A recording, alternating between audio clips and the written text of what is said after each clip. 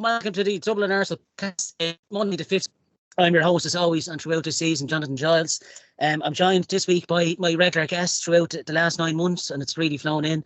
Carl Osborne from the UK. How are you, Ozzy? Oh, good, mate. Good to be here. Thanks for coming on, pal. Eamon Donnelly, who are you this week? How are you? Evening, Jonathan. Evening, Carl. Evening, Conor. I see that much of the day fellas on here there who thinks he's kind of Wolstenham there. I played a match of the day in black and white. There's only one ball on the pitch. How you doing? All right, we're all good. All good. I'm also joined, and it's with great pleasure to have him on the show. You'll probably recognise him from BBC Match of the Day commentary. Conor Matt. Namara. How are you, Conor? Hey, very good indeed. You guys nearly got there. It just I mean, it came down to, seriously though, it came down to the Sunday before the end of the season, which to be honest is a lot closer than I guess most people thought it would do. But what a season. So very happy to be here to chat to you guys. Great. Yeah, it's with great pleasure to have you on, Conor. Appreciate it. Taking time out to join us tonight. You can catch our show on the Dublin Arsenal YouTube channel, Spotify, Twitter, Instagram, TikTok and Facebook. Check out our sister show with Martin Stumble, Beyond the Last Man. He covers the women's side of things. There hasn't been a show put on in February, so all going well in the new season. We'll have a good run at that. Check out our sponsor, Balon Sports Direct. They do some nice footy gear there. Check out our friends at justarsenal.com. Pat McLaughlin are doing a great job. Thanks for mentioning us every week. And the River Bar in Dublin City Centre is where you can catch all the Arsenal matches as well. And thanks to them for having us all season long as well. Much appreciated. On this week's show, it's the end of season review, covering all things Arsenal. So we should have a good show in store for you tonight. Just a quick mention on the end of season quiz, which was hosted by Carl Osborne there, Ozzy. We've had 855 views, 4 likes. So that's definitely a good job done there, Carl. So thanks for that on Friday night. Cheers, mate. It's a pleasure. Yeah. Listeners definitely want to get on this podcast. So after 9 months, you probably got sick of looking at everyone's faces, but I hope you enjoyed the host more than the guests. Going to the previous stats from last Monday's show, 101 views, 4 likes, and we're up to 3,013 subscribers. As I said a couple of weeks ago, we're up 2,000 from last August 30. So we're only at touching the 1,000. So thanks very much to everyone who listens. I want to give a big shout out to Eamon's friends as well. I've mentioned them in the last few episodes. Neil Egan and Richard White. Richard White, Eamon, is a long Everton fan, sorry. He particularly liked Conor's commentary for the Corey's winner on the last day of the season. Would you like to refresh us with that, Conor, briefly? Funny enough, my friend who's a massive Evertonian had asked, he wanted it for his ringtone, so funny enough, I actually do. I don't have this for all my goals, by the way, but I literally have this here if you give me 10 seconds. Here we go. This is what he wanted for his ringtone. That's brilliant.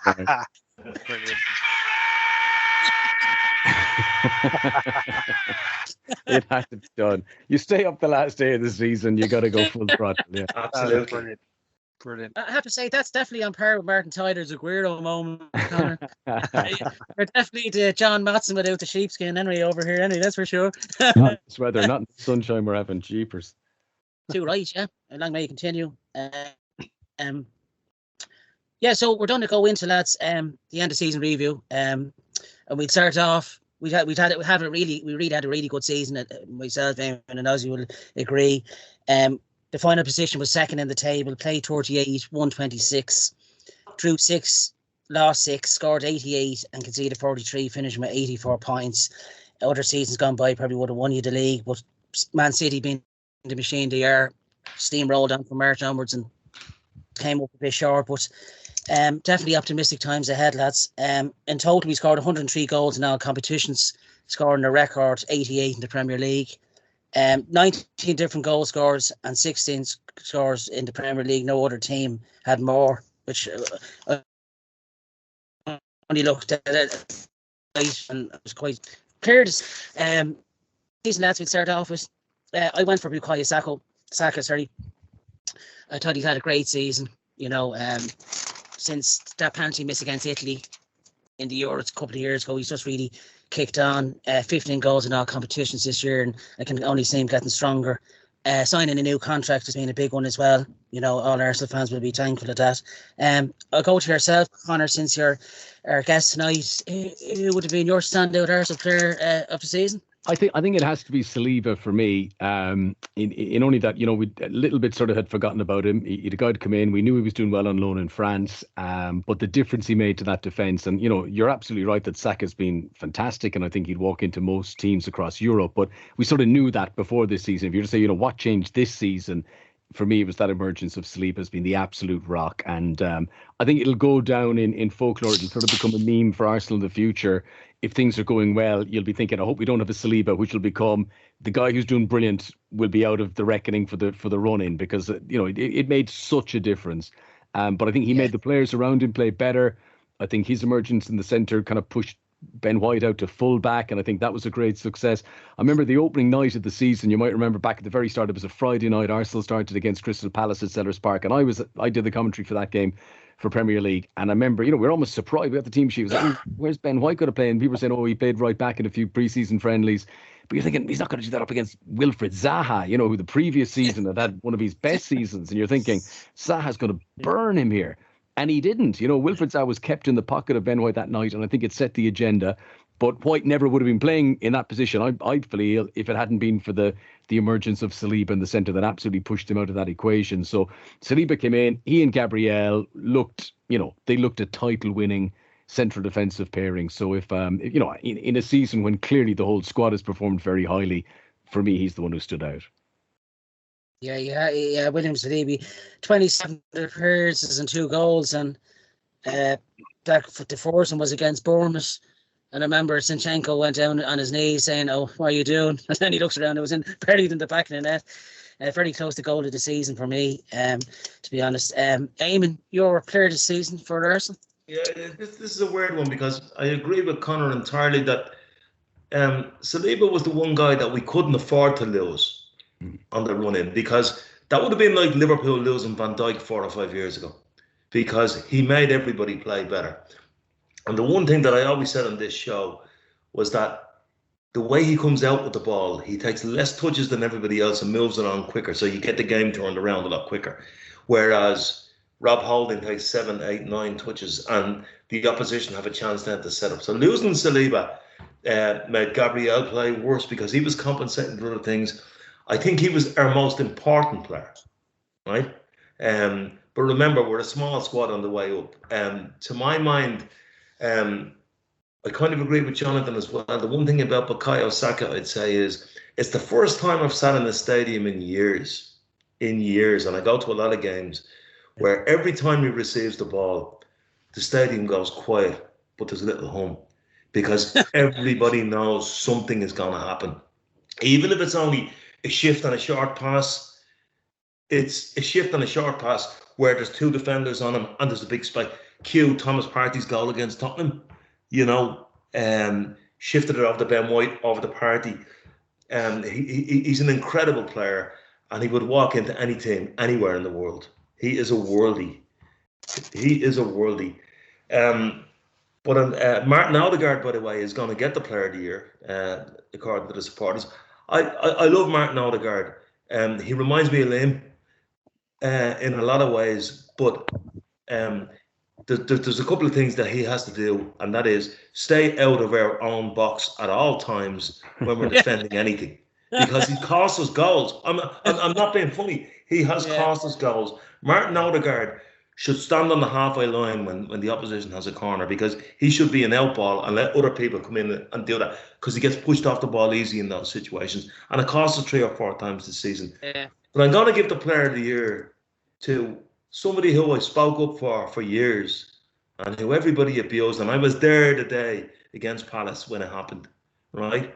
And I turned around to supporters and said, don't boo your own players. That's just not on. Granit Xhaka, to me, was our Player of the Year. He was absolutely phenomenal. The amount of touches, the bravery on the ball. I wouldn't quite say a new position, probably the position he played for his international country. but he was absolutely phenomenal, and his attitude and influence on the other players. So for me, it's Granit Xhaka. Yeah, it was a close one thing, to be honest, because all the mainstay players to see, you know, it's tough to pick a player of the season, but definitely because Saka for me, it does edge it probably ahead of a lot of others, and probably Martin Odegaard, to be honest. Ozzy, you've been waiting a while on the bench there. Palms are sweaty. You're a player of the season. Well, I'll tell you what, we're all going to go for someone different, which just says what a season we've had, really, doesn't it? So I'm going to go straight in there with Ben White, and I'll give you some reasoning behind Ben White, because I think he's been Mr. Consistent in this Arsenal team, going there every home game up into a season. He has been the consistent player, and I think what he brought to the team was that link-up play with Bukayo Saka, the link-up with midfield. He got things going for us, and I think Saka's had such a good season on the back of the way Ben White's played. And we've got to look at the sort of mentality that Ben White brings Benjamin White, shall I say, brings to the team. Really, he came off he had a bad World Cup. I say the bad World Cup, something's clearly happened, and the mentality showed he improved himself from that. And yeah, I just think the mentality and the way he plays, he's full on 100%, 110%. He gives his all, and you can just see that through the team. And I say the link up for Saka, I generally think his link up play has been brilliant. I watched him at centre back last game of the season, just shows how versatile he is as well, because he's playing in a new position. And a new. It's not his regular position playing right back, is it? So yeah, no, I think for me, Saka was up there. I was close. Sleeper was a close second, 100%. And I think the point we touched on the quiz, didn't we? One of the quiz questions was who had the highest pass accuracy for Arsenal this season, and Sleeper had a 91% pass accuracy, which is massive for the amount of games he played, because the rest of the sort of options were sort of substitutes, So. And that says a lot for how the transition played. But I think Ben White has a lot to do with that. He always offered an outlet. And for me, yeah, Ben White all the way. But I say that's down for me. He's Mr. Consistent. Yeah. Do you know a stat that jumped out for me with Ben White this season was of all Arsenal players, he was the one who sent the most passes into the final third. And I would have thought that would have been Odegaard or maybe Xhaka, but to have it as Ben White says an awful lot, because I always thought of him actually getting forward to being part of creating an option to be available in the final third, but he was the one who sent the most passes, which surprised me. Yeah, and that's it. He does offer that outlet, doesn't he? And he can cross the ball. He's got. Can I just make one point about Saliba though, and in terms of the conversation we're having about 91% passing accuracy? What's really more impressive? Anybody can have 91% passing accuracy if you choose safe passes that put your colleague in trouble. You can be passing that. But his passes, and this is the point I'm making, when you're sitting behind the goal and you see 2 touches and then he tries to find a pass through the gap, and to get 91% accuracy when you're playing brave passes is unbelievable, I had to laugh actually as well, lads. Just you gave it to Ben White, as he if he wasn't a footballer, he says he would have been a gardener. Which his personality is brilliant, isn't it? We're signing Percy Troward in the transfer window. He does a great job in the Emirates pitch. If he does the gardening there, long may it continue. But no, he's so good with the ball at his feet. He comes out like he's really in his days with Leeds and Brighton. Yeah, I think we've got a bargain there for what was it, £50 million? Really. It was questioned at the time, though, wasn't it? It was really questioned at the time, and I think it's money well spent, to be honest, because I think we missed him. We missed him when he weren't, when he weren't playing. There would have been another player, lads. I don't know whether you agree. That would have came close with me as well. Alexander Zinchenko. I thought he really had a good season with us as well. Would have came close as well, He brought that winning mentality from Man City. You could see that he was a big character in the dressing room alongside Gabriel Jesus. So, the signings would be very clever in that way, where it's gathered the dressing room and the huddles before the match as well. You can see the togetherness there, Kept Tierney up the team, right? I mean, I guess Tierney, who, year and a half ago, you'd said arguably Arsenal's future was Tierney, and he was the you know, but he couldn't get in the team because, and I think this summer will be interesting because Tierney is a good player. You know, is he going to be happy to continue to be that sort of second fiddle, or is he going to want to move and play regularly somewhere else? I think that's the kind of price of success for Arsenal. That kind of problem is going to emerge now. I think Tierney's at Newcastle already, Conor. You know. Yeah. I'd be sad to see Tierney go because he's kind of the last school old full-back that doesn't mind putting his foot in. You know, he doesn't think twice about going in for a tackle. You know, obviously from the Celtic days he learned that. Yeah, but but it depends on how tactically we're going to evolve. Like Zinchenko cost us games by not being able to defend, but he also put us on the front foot in so many more games. So it depends on what Arteta and the coaching staff see as our evolution. He obviously saw that Tierney couldn't do what Zinchenko was doing. And in the middle of the season, you might remember, folks, when Zinchenko was injured, he went with Tomiyasu on that side, which tells you an awful lot, you know. So depends on what way he wants to do it tactically. But Tierney is a first-class boy, a first-class pro. He will always be remembered fondly at the Arsenal, but I don't think he has a future at our club because he wants to be a left full playing every week, and I think that'll be somewhere else, unfortunately, you know. Yeah, he scored a worldie against FC Zurich as well in the Europa League. The last game. I've got that game, yeah. It was an absolute worldie, wasn't it? Yeah. Okay, that's clear the season sorted. So from the lads, signing of the season, lads. I went for the signing of Leandro Trossard myself from Brighton in January. So that was a good bit of business done by Edu and Co. Well worth 20. I think it was £26 million, but kind of questioned it at first. But the assist he got from January onwards was nearly as close to any of them, you know. I'll go to you, Conor, again. Signing of the season from Arsenal. Yeah, so I'm just kind of looking down on my phone here now to remind myself of the sign. So what Turner came in, okay, as a fringe. Gabriel Jesus, Zinchenko. That was kind of the summer business, wasn't it? And then Trossard, Kivior, Jorginho. Yeah, in January. So I guess we could say signing of the season for me. That kind of has to be over the course of the whole season. So it's Gabriel Jesus or Zinchenko. Obviously Gabriel Jesus, unfortunate with the injury. And he didn't achieve those sort of stellar figures that maybe some number 9s do. But I still think he has stepped up. He feels like more of the main man at Arsenal than he was at City. I think that mentality you guys have mentioned with Zinchenko. I think that's all there with Gabriel Jesus. So if you take, just of the two guys who played regularly, Jesus, Zinchenko, I think I would give it to Gabriel Jesus as just being, a signal of intent. What was it? It was less. I mean, we're talking 50 million was a good deal for Ben White. It was less money than that to bring in the guy who's been first choice attacker for Brazil for a long time. That's fantastic business. And it just showed, right, Arsenal going places. That mentality sort of set the agenda as far as I'm concerned. Yeah, it's a good shout there, Conor, considering he missed a lot of games after the World Cup. Didn't come back till March, I think, against Fulham. But he gives you a lot more than goals, doesn't he? He's just a torment to defenders, isn't he? He gives you so much more than the goals. Yeah.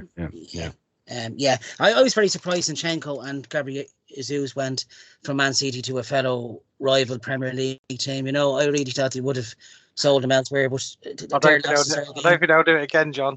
There's talk. I don't know. Gundogan is a possibility. Gundogan's 32 years of age. No. I'm not having this. I'll go with age. So I think Pep. I think it's a lot of respect. I think he does like Arteta. I think he was happy to do him, a favor. Let's call it that in inverted commas. I also think he likes Gabriel Jesus and Zinchenko. He didn't want them to go to some periphery club. He kind of thought that was a good fact. But he's now been scared by. He's not going to do it. There's no chance. He would sell the Etihad before he'll give Gundogan to Arsenal. I'll tell you that. Absolutely. No chance. Barcelona can have him, but not Arsenal. No way. I think they're good friends. You never know. A few drinks over dinner, and maybe you might start something else. Game drunk. Is that the tactic? I think that worked last year. I don't think it's working again. Yeah. Cheers, Conor, for bursting our bubble there. Eamon, your player, signing the season, Yeah. Well, Connor kind of stole me thunder because to me it is Gabriel Jesus. But just on that last point, I mean, there's no way Man City are going to sell any players to us now, right? Because it's a bit like Segovia teaching John Williams the classical guitar. Yeah. And all of a sudden, I'm teaching this guy and he's outplaying me. So there's an element of that to it. So I think we're done now with taking City players. We got 2 great signings. And I just think that the reason why Gabriel Jesus tips it for me is because I think of those away wins early in the season, August, September, when we swatted away Bournemouth and we swatted away Brentford, which is a really hard place to go. Brentford away, and Gabriel Jesus tortured defenders. And when he was torturing defenders, he opened up spaces for everybody else. He brought Martinelli into the game. He brought Saka into the game because he kept everybody so busy. And, when he got injured, Eddie did really well. Eddie did really, really well. And I think that's worth a mention.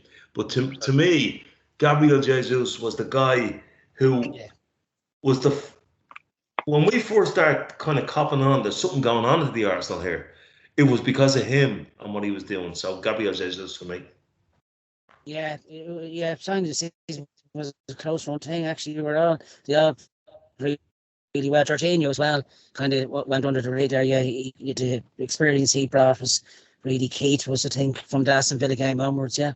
Ozzy, you're signing the season? Yeah, it's a tight one for me. I've gone Zinchenko. I did have Jesus down. It is a flip a coin for them, to be honest, really. I think the injury to Jesus probably, if you're saying signing of the season and what they've contributed, I think Zinchenko's just changed the way we play. That transition, he pops up in midfield. He caused a lot of problems and he changed the way we play. I think we missed Zinchenko when he wasn't inside. Certain games, I'd say, not in the big games. I think that caused us a few problems. But yeah, no. I think both Zinchenko and Jesus are cracking signings. It was just, I think Man City were mad to let us have him, to be honest. But like I say, I think we've learned their lessons from that. But yeah, Zinchenko again. It's a mentality thing for me. I love it. The positivity he brought to a team, the energy he brought to the team. Him and Ben White on their day, they were unplayable, and the passion he shows as well. So I think yeah, Zinchenko for me, tips it just because of the amount of impact he's had on this season and the sort of way he changes our sort of play, how he pops up in midfield. I don't think you see that from, but like Aaron rightfully pointed out, that could be problematic in a certain game, and it was at times. And that's when Arteta had his work out to make sure he brought the right people on to do that. I think there's one game where he plays Tomiyasu over both Zinchenko and Tierney, wasn't it? I can't remember who that was now, but to sort of shut out the game. So he has got his limitations, but nonetheless, great signing, and he's my signing of the season. But Carl, just one point on that, Jonathan, sorry, was go ahead. Don't underestimate what Granit Xhaka did for Zinchenko. Yeah. In terms of when you have that inversion into the midfield, you've got to have an intelligent guy. Granit Xhaka was and Zinchenko were telepathic for the first 6 months of the season. It was unbelievable. I can see if he stays long enough there that. Do you agree? A future Arsenal captain there, maybe Zinchenko. He's got the leadership there, hasn't he? I think there's about 6 or 7 that could be captain in that team, John. I'll tell you. I think there's about 6 or 7 players when you look through the team. We got Jonathan has already sold Odegaard. You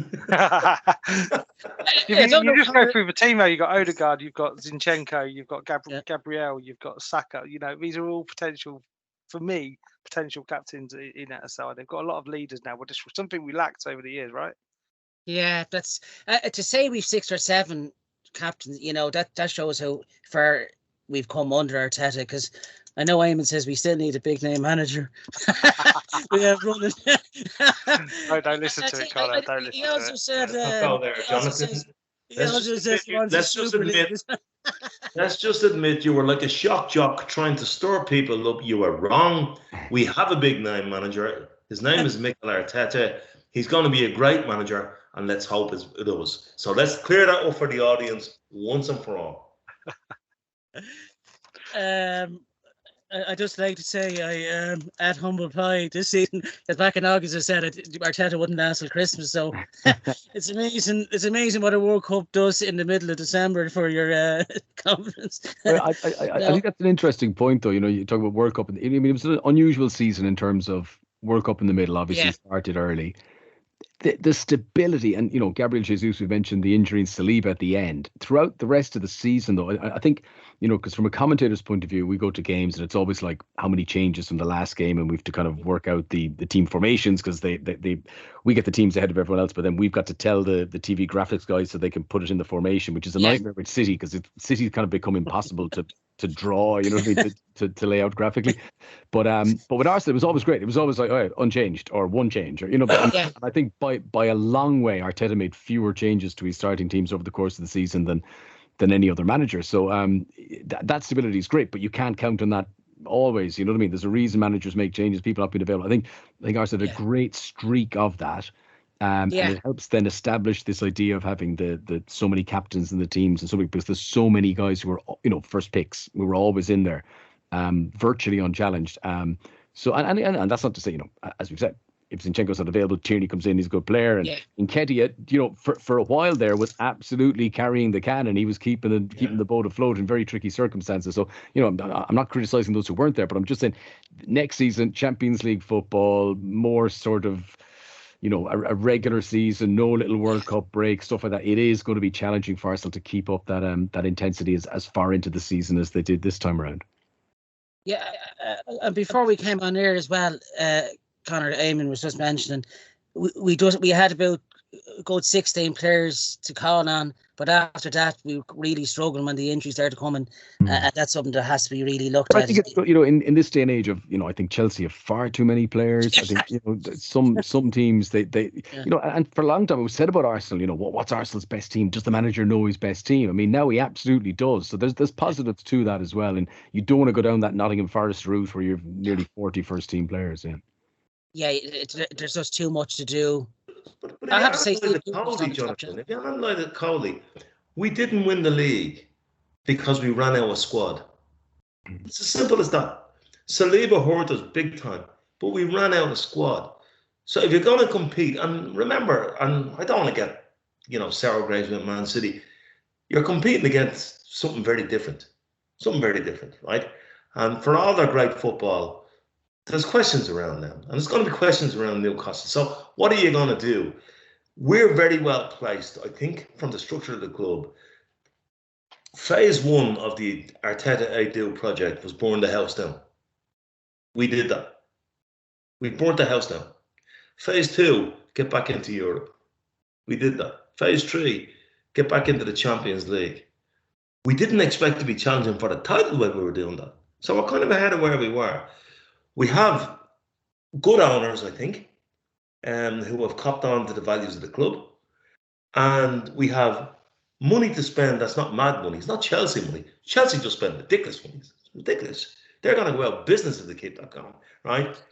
And I just think that phase 4 now is keep adding to the squad to make it more competitive and challenge for trophies. And if we keep on that trajectory and don't panic, you could hit the panic button and start, we get Gundogan in. We did man, keep on the trajectory we're on, right? And we will be there or thereabouts. Because if you look at the other clubs, like Chelsea might have spent a fortune. They're all over the place. They are all over the place, right? Liverpool need to burn the house down. Man United are halfway between burning the house down and calling the fire brigade. It's, so there still is a chance. Spurs, I don't know what they're doing. No, I don't know what Daniel Levy is, this great negotiator. Well, he's got a job in his hands there now. They've chosen the wrong managers. They've done. So I'm just saying that while all of this is going on, and if City win the Champions League, trust me, the hunger among those players and Pep might not just be what it is at the moment.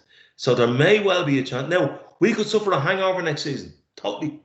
We could suffer a hangover and find ourselves in 8th place. Don't say that, Eamon. No, good. But what I'm saying is that the trajectory and the vision is the vision. Stick with it. Back yourself. But it's different. Like if you compare, say, the Leicester season, which was completely unexpected. But as you've said there, it was unexpected that Arsenal be in the title race this year.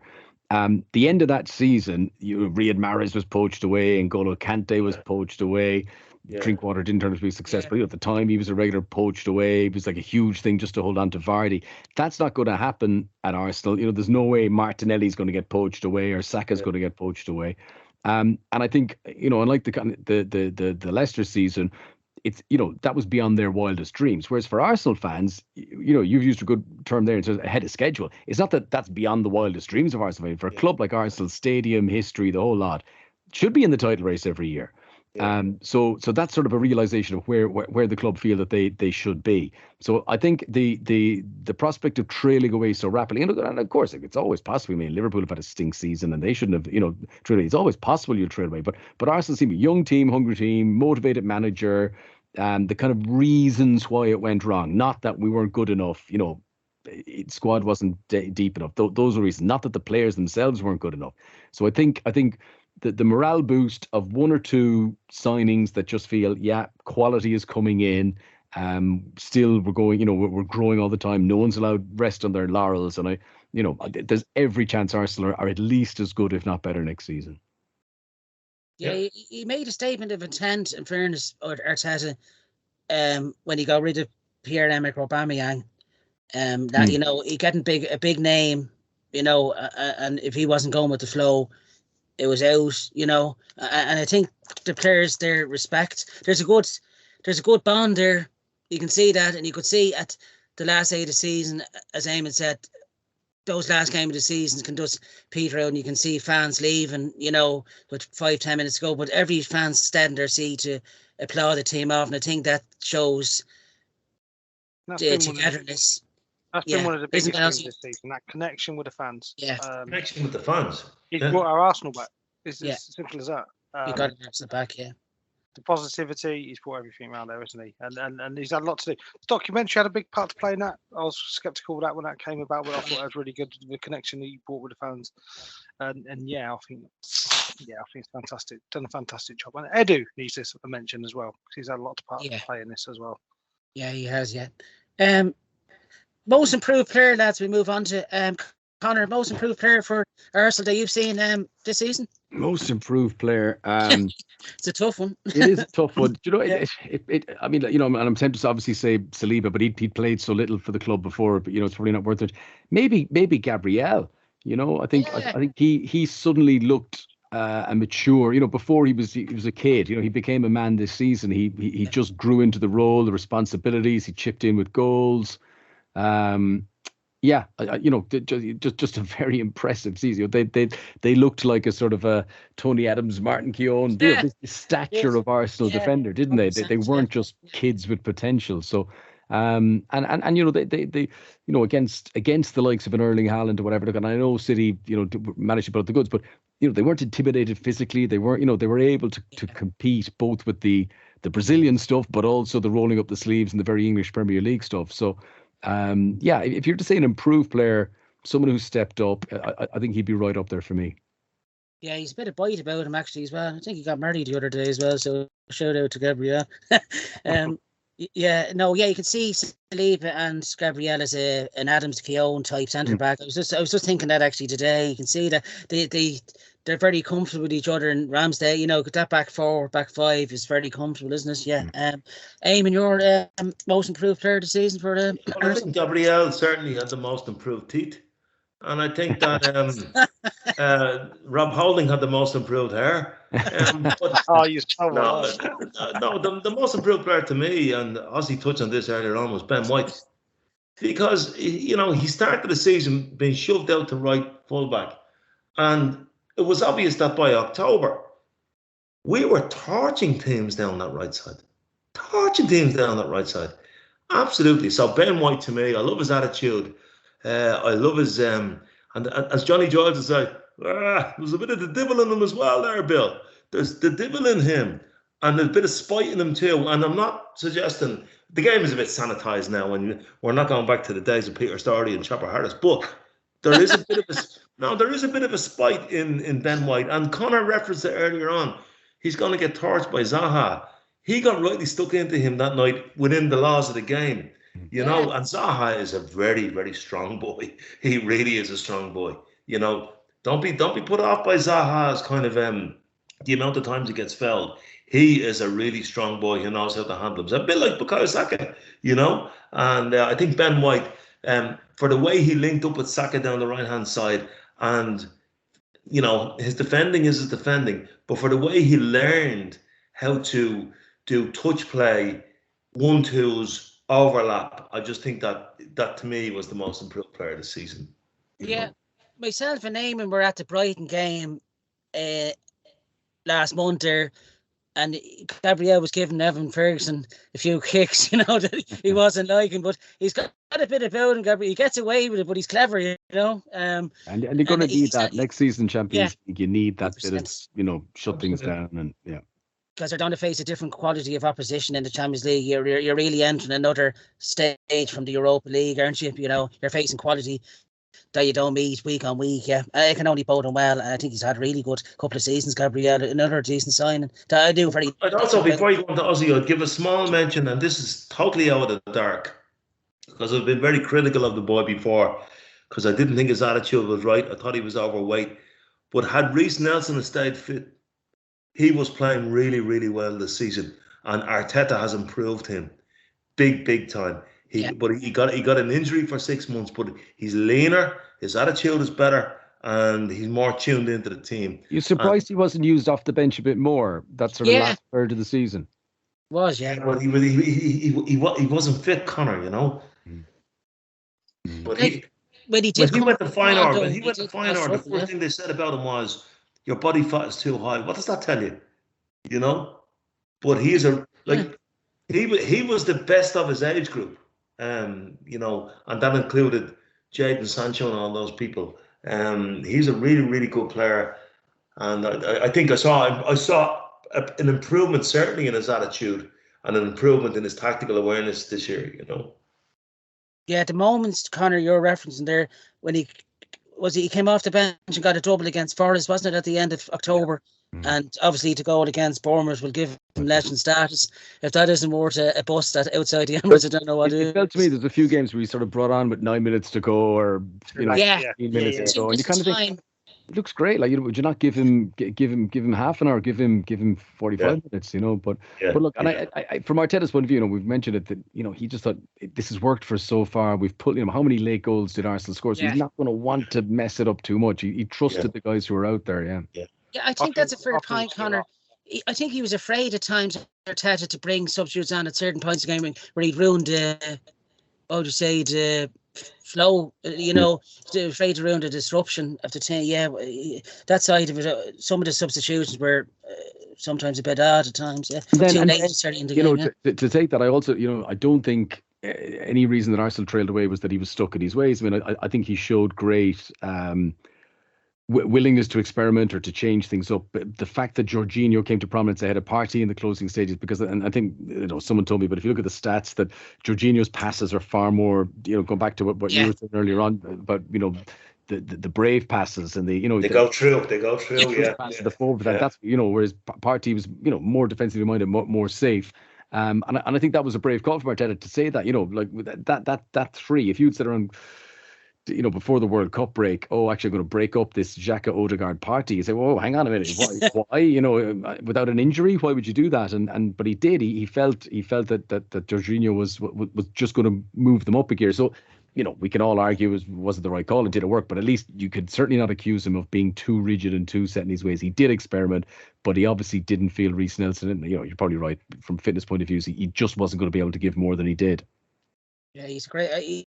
He's a great talent. He played him more than Smith Rowe, which is very telling. Yeah. A really good player. It's actually sad the way injuries affected Smith Rowe, because a couple of seasons before he was ripping it up, you know. I think next season we'll see a lot more of Reece and Emil Smith Rowe. I think so. I think you'll see. I think you'll see him introduced a lot more. I think Reece Nelson will see a lot more of him. There's talk that he's signed a contract as well, isn't it? So fingers crossed that is true. I'm okay with that. Yeah, me too. Sorry, Ozzy, your most improved player, of the season? Most improved player, the obvious standout for me, I'd add 2 down if I could have 2, but Granit Xhaka was the obvious standout for me. I think the way he changed this season, he was close to being player of the season for me as well, Granit Xhaka. But he was brilliant. And Eamon's already touched on the point. His lost connection with the fans. I thought we saw a different Granit Xhaka today. I thought this season, I think he played in a different way. His movement was phenomenal, and he was the captain without the armband in the team at times, wasn't he? He was the one that pulled his socks up, and you just got to look at that tackle he made. I have to point out a tackle he made against Newcastle when he just threw himself on the line to get back to that. He had no right to get to that tackle then, and I thought he was fantastic. The other one that was close for me was Martin Odegaard as well. I know it sounds quite controversial saying that, but I thought compared to last season, he did get a lot of criticism for not showing up at the big matches and stuff like that. And I generally think Martin Odegaard's has been a massive improvement this season, and he's doubled his goal tally, over doubled his goal tally, which from last season. So I know I like a stat, Eamon, but he has doubled his goal tally this season. So that says a lot for him, and he did get some criticism, and I think it was fair, some of it, because he did shy away in the bigger games, and he certainly didn't do that this season. So Martin Odegaard was close for me. Trust me, Carl. If I say somebody reminds me of Liam, that's high praise indeed. Okay? I'd just like to say as well as the top Premier League goal scorers for last season for ourselves was Martin Odegaard and Martinelli got 15 each, and Saka threw himself in there 15 first and all. First time in a long time that Arsenal had 2 scorers over 15, right? And we didn't heavily rely on one player like City with Haaland. The goals are spread around the team, which is quite refreshing, That brings me on to goal of the season nicely. Only one for me. Had to be Reece Nelson against Bournemouth. 97 minutes. I says that would have been the turning point of the season where we'd go on to win the league. I should never count it too early. There were so many great goals, to be honest. Saliba's against Bournemouth would have been a very close second. I'll go to you, Conor. Your goal of the season for Arsenal. Oh, I'm trying to think now, because it's hard to be put in the spot and trying to remember. A goal that stood out for me was the game at the Emirates against Man United when Saka scored. And I'm trying to remember the pattern of the play, but I think United had scored not long before. Arsenal were a bit in the back foot, I think. Yeah. And just the way he sort of cut in off the wing, and it certainly as a commentator took me by surprise. I didn't think he was going to shoot. He almost sort of shot mid-stride. He didn't set himself up. And I think that's the sort of goal that those elite guys, the Messis and those guys, they score these goals to make you think, hang on, that didn't look right. You almost want to see the replay. What did that take a deflection or something? Because it didn't look right. And he's just in his natural stride, he hits the ball. There's no sort of wind up the pull the trigger thing. That goal stood out to me as just being top. Like, that's a Champions League standard of a goal. The Saliba one was great. The Reece Nelson was great in terms of excitement and stuff. And I always think that's the difference. There's the aesthetic of beauty, and then there's just everyone up off their seat in excitement. And those two things, it's you almost need 2 different goal of the season awards for the 2 different categories because they're so different. Yeah, I remember. I think I was watching the highlights then on Match of the Day, and Ian Wright's celebration. Reece Nelson going crazy with Alan. And I really thought we would have kicked on then. I thought the league was in the bag at that stage. I think we're 8 points clear, I think, after that win. But as they say, never write City off, because that's when they kick on, isn't it? March onwards. But look, they've given us dream. They made us dream, and that's the big thing. And I think it's worth saying. And I know you guys will be the same, but from a sort of more neutral perspective, for me, like for years, I used to go to the Emirates, and I think it's important that the Emirates is the distinction. The Highbury was different. You go to the Emirates, and it's amazing. This beautiful structure. Yeah. And everything in it is lovely. The media facilities are fantastic, and we all get looked after so well, and all the rest of it. You feel very 5-star VIP in there. Yeah.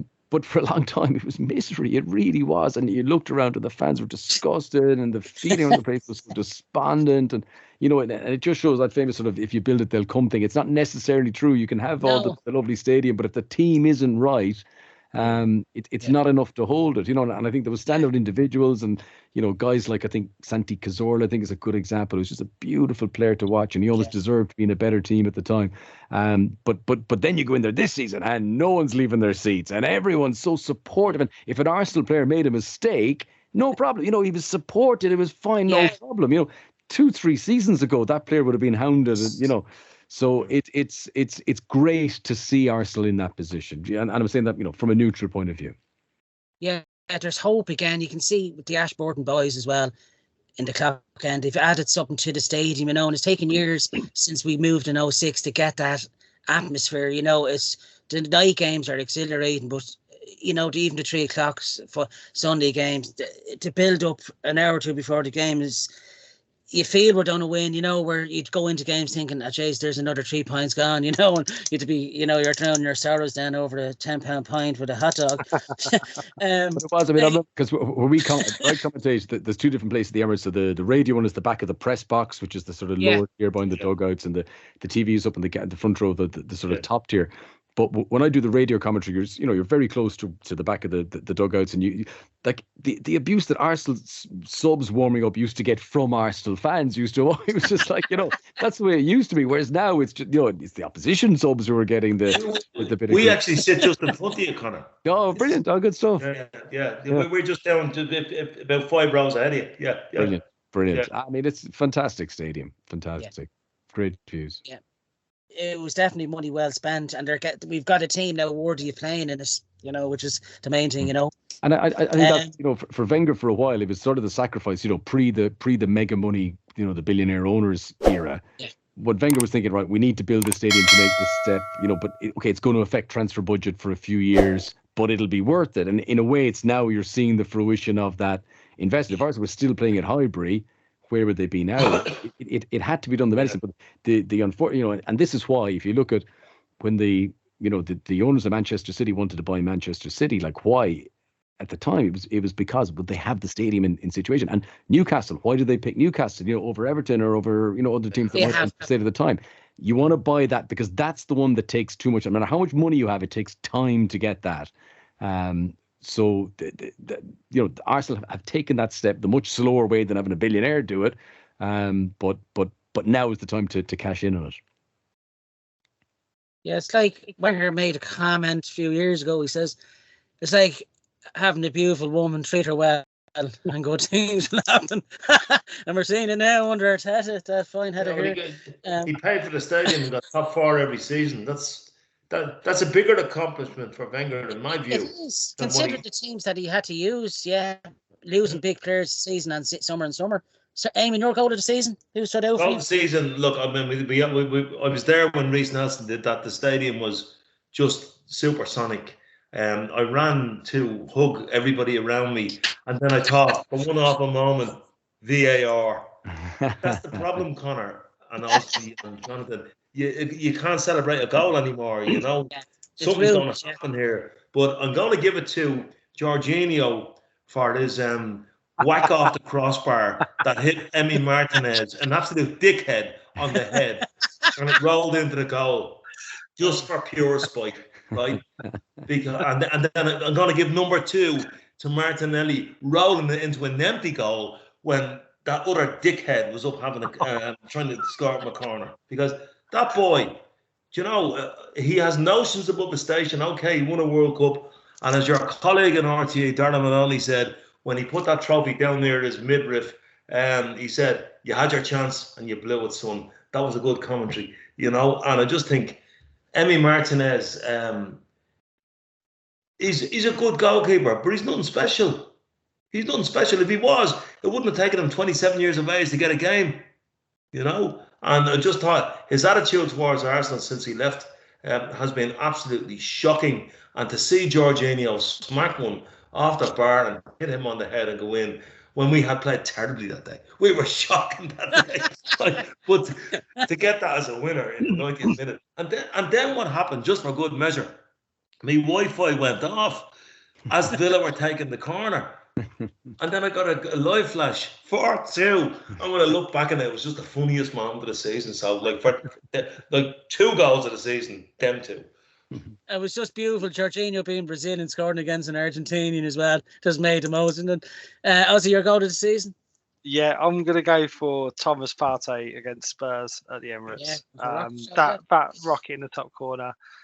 It was around the time, it was October, wasn't it, when people were saying, Arsenal haven't played anyone yet, haven't played anyone yet, haven't played anyone yet. It was after we beat Brentford away. It was a couple of weeks after losing to United. We won't talk about that because that was a VAR shocker. But yeah, that Thomas Partey was one of those moments where, and we've done it a few times this season, where we just sort of, we've had Arsenal haven't played anyone. They've not done it yet. We don't believe in them yet. The bubble's going to burst, and it was one of those sort of moments where we sort of stamped down. And Thomas Partey, what a hit it was! It was a nice day at the Emirates. The atmosphere was rocking, and I'm just very fond of that. The obvious one is Reece Nelson, isn't it, as well? The celebration, the euphoria for that was absolutely amazing. And that's probably one of the best goals I've celebrated in a long time. But Thomas Partey versus Tottenham was very up there for me. And that was a good day. It was a good day. When I watched Conte bring on five defenders to try and stop the game being any more than 3-1 was quite an achievement, because it was one of those sort of wins where it just sort of thrown it in people's faces and said, look, we're the Arsenal, we're playing a big team now, do you want us to beat it? And that led on to go and beat Liverpool after that, didn't it? It's just a good period of time. I think we was playing very well at that point. Yeah, we've done the double over Spurs this season, which doesn't happen over the last few years. And if they're minus Harry Kane come next season, that could sadly be the end of Spurs, thank God. There won't be a shed here. Let's not say this. Shed, should I say. Yeah, look, it's great to have rivalry, isn't it? You miss them when they're not there. But best game of the season, I'm going to go for myself, the 3-2 home win over Liverpool. Martinelli obviously scored in after less than a minute, and Saka scored twice. Nunes and Firmino got the goals for Liverpool, but the penalty, which was in the 76th minute by Saka, the pressure, if you'd missed that, but he's so confident now stepping up for penalties since that miss against Italy.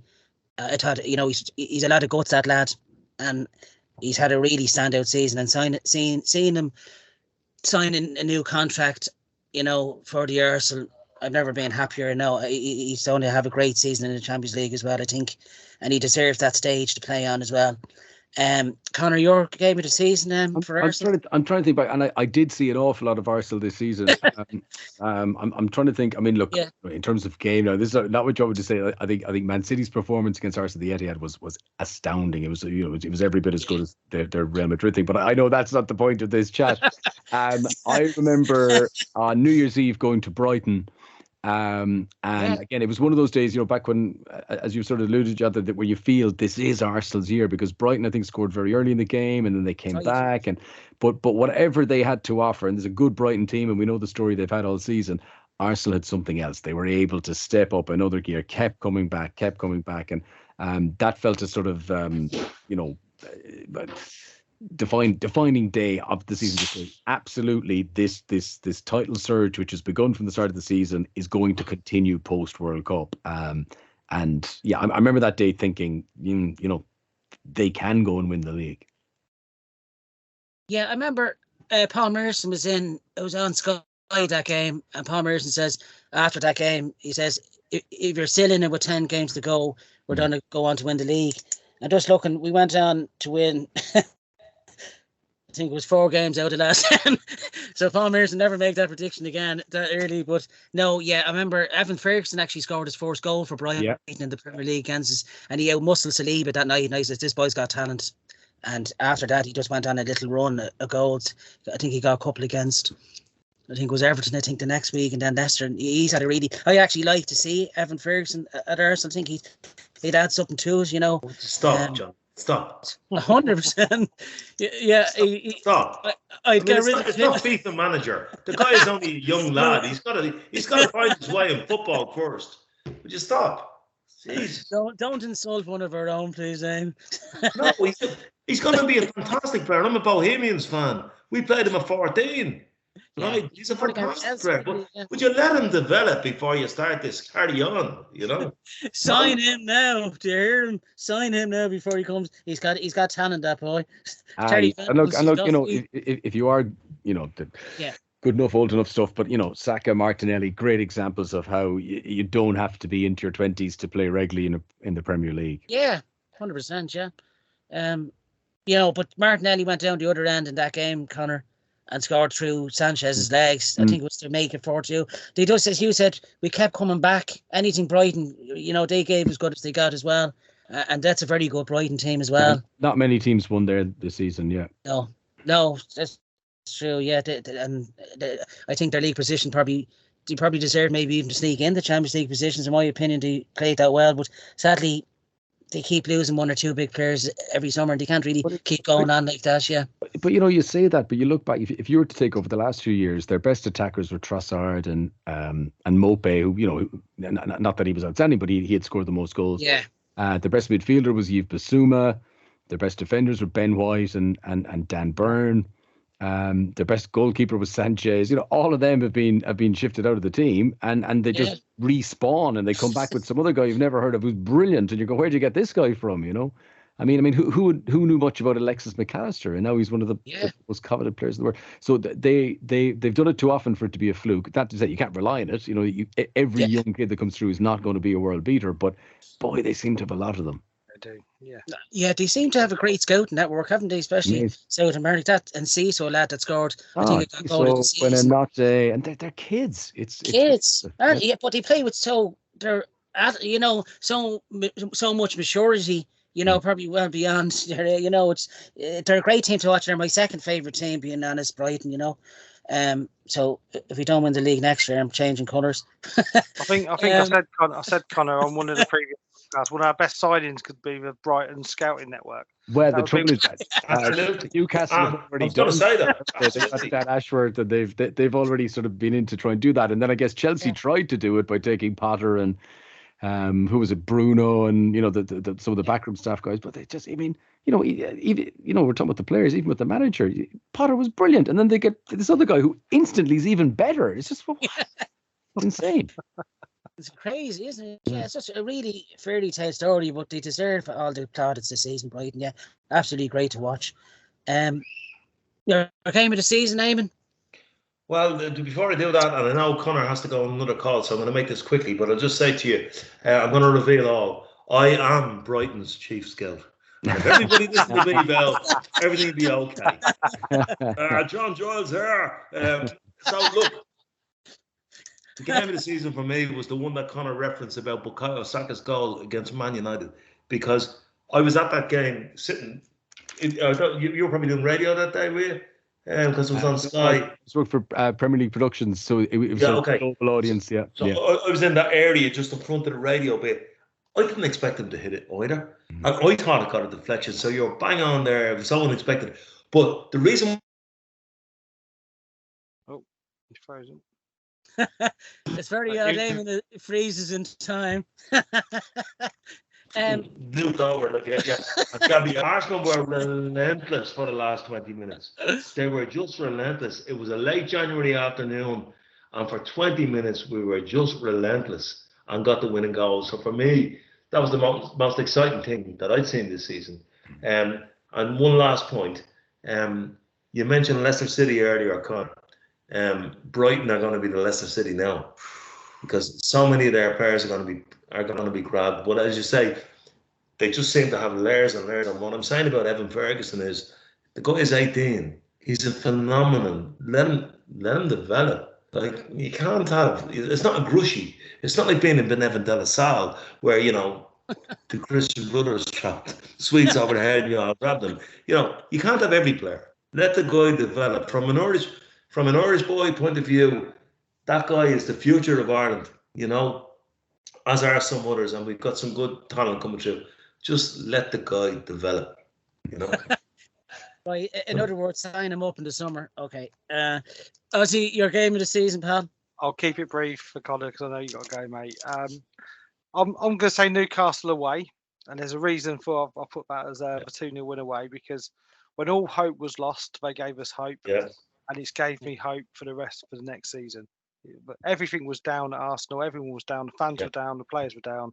And they put a performance like that at St James's Park, where Newcastle needed to win.